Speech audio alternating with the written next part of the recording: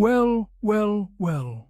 Looks like the man who was supposed to wait his turn has decided patience is for peasants.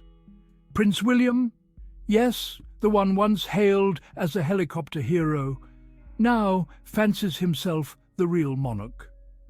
Reports are pouring in from royal insiders suggesting that while King Charles battles health issues and hangs onto the throne, William's already calling the shots behind palace doors.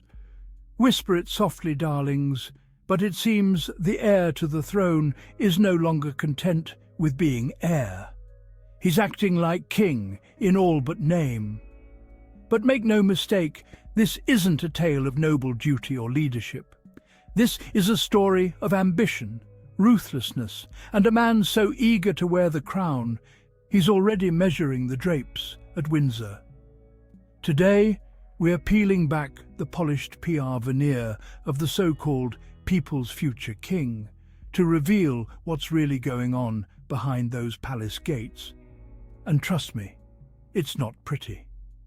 According to reports, William's been calling the shots, particularly when it comes to dealing with his scandal-stained uncle, Prince Andrew.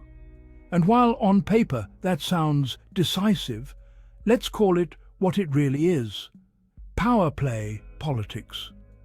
The fact that these stories are leaking now, right when King Charles is reportedly undergoing treatments, isn't coincidence.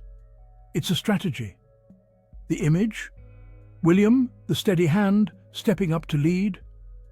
The reality? A son positioning himself as the real king while his father's still very much alive. If this were any other family, we'd call it cold. But in the Windsor's world, it's just another day at the palace. And let's be honest, William's PR team must be sweating buckets, because no matter how hard they try to paint him as the responsible statesman, it comes off less like leadership and more like a coup in slow motion. If you're leaking to the press that you're the one really running things while your dad's battling cancer, you're not a statesman. You're a schemer with a superiority complex and a palace press office full of brown-nosing bootlickers. What drives William's rise? It's a blend of duty, ambition and strategy. Duty compels him, trained for this role since childhood. With his father's health in question, stepping up is crucial. Ambition plays a part. He envisions a modern monarchy. Strategy is crucial for his future reign. By taking charge, he reassures the public. William shapes his destiny and the monarchy's future. They call him the steady one, the responsible one, the future of the monarchy. But let's be real, the man's got all the warmth of a tax audit and the charisma of a damp flannel. We've seen him smile, but rarely seen him connect. Every handshake feels rehearsed, every grin looks strained. For someone touted as modern, William seems allergic to genuine humanity. And now, instead of rising above the palace drama, he's doing what he does best, briefing the tabloids and undermining his own family. First Harry, then Meghan, now his own father. If this is the future of the monarchy, Britain's in for a frosty reign indeed. It's hard to ignore the pattern. Every time Harry and Meghan thrive, whether it's through Invictus, Netflix or philanthropy, William's camp mysteriously leaks a story painting him as the true leader. Coincidence? Please. The man's PR machine could make Machiavelli blush.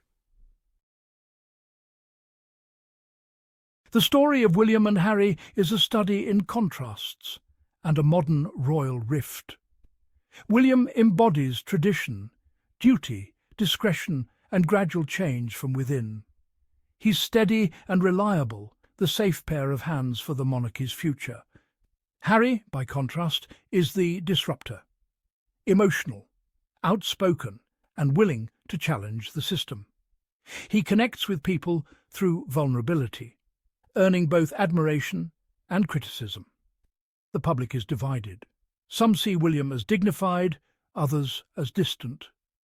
Harry is seen as authentic, by some, impulsive by others. Their split reflects a deeper divide over what the monarchy should be, stable and traditional or open and relatable. William's approach is about preserving the institution, even at personal cost. Harry's is about redefining it, even if it means breaking away. This fundamental difference has created a lasting rift. The monarchy's future may depend on which vision resonates more with the public. For now, William stands as the face of continuity, while Harry remains the voice of change. William's frosty disdain for his younger brother isn't just sibling rivalry, it's something darker. It's envy dressed as entitlement. Harry's the one who connects effortlessly with people, who speaks from the heart, who built Invictus from the ground up. He's got what William never will: authentic warmth. And that drives William up the royal wall. He can't stand that his little brother, the one he once patronised, has become the global figure he never could. So instead of mending fences, William chose to wage a whisper campaign, briefing against Harry and Meghan for years, feeding the British press beast like a man scorned.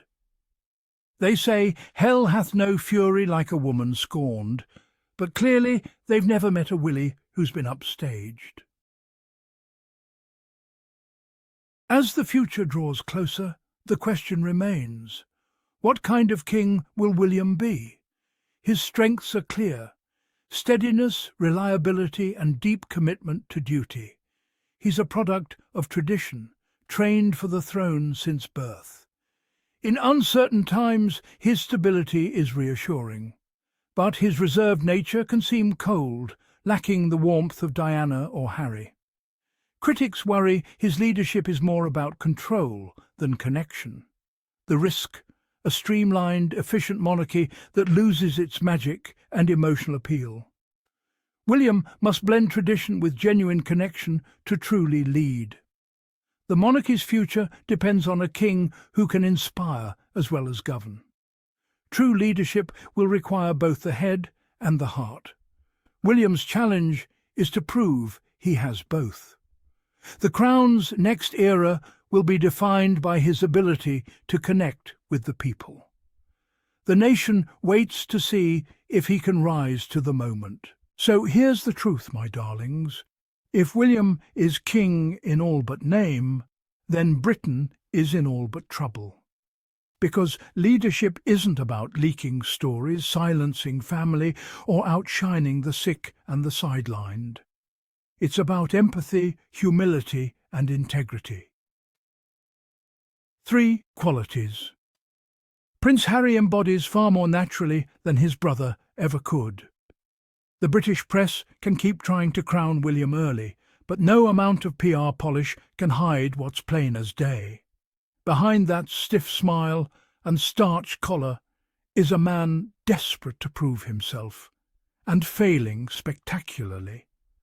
So while the tabloids hail him as the king in waiting, the rest of us are left wondering, waiting for what? Because the way things are going, it looks like the monarchy's next chapter won't be written in gold, but in frost. And that, my loves, is the royal tea for today. Don't forget, the truth always finds its way out, even through palace walls. Until next time, stay woke, stay kind, and as always, keep your crowns polished and your minds sharp.